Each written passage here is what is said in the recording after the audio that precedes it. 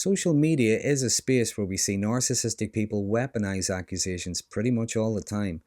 With the public nature of social media, weighted and emotive labels such as far right fascist, woke Marxist, or whatever the current insult is, well, these are often used as a means of silencing, bullying, or cancelling those they dislike or disagree with.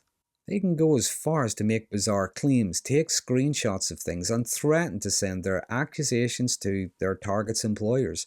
And they justify their actions by claiming the victim was only being held to account. In many cases, they're being held to account for disagreeing. And in the book, The Coddling of the American Mind, Haidt and Lukianoff discuss the phenomenon of call-out culture, where certain terms can be used for social control and manipulation. So there is an intent in using these labels, in making these accusations.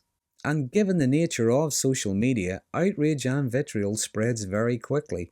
So the accusations pick up traction very quickly from like-minded people who enjoy attacking, demonizing, and destroying others who don't see the world the way they do.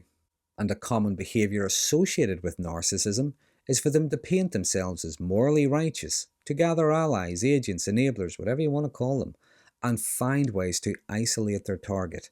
And on social media, this can happen very quickly. But again, the goal isn't necessarily to engage in a discussion or try to change the other person's perspective, but rather to force them into a defensive posture, keeping them occupied with the backlash and the character attacks. And this type of public attack and public shaming plays out as an ongoing punishment. They're drawn into either defending their character and their values against a vocal and hostile audience, or they just withdraw. So why do these tactics work? Well, accusations, even outrageous and bizarre ones, are powerful because they exploit social conditioning, empathy, and people's desire to be seen as good, kind, and decent.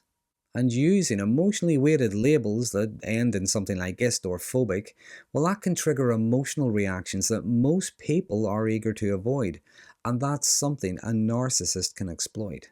Also, narcissistic people thrive on attention, dominance, and control, so engaging someone in a long, emotionally draining cycle of having to explain themselves or justify their opinions, well, this keeps the narcissist in a position of power. And this can be especially effective when the accusations are broad or vague. Words, terms, or labels being used out of context can make it difficult for people to defend themselves. But as Dr. George Simon puts it, the goal isn't to resolve conflict but to win by making the other person emotionally drained or by gaining control over them through social pressure.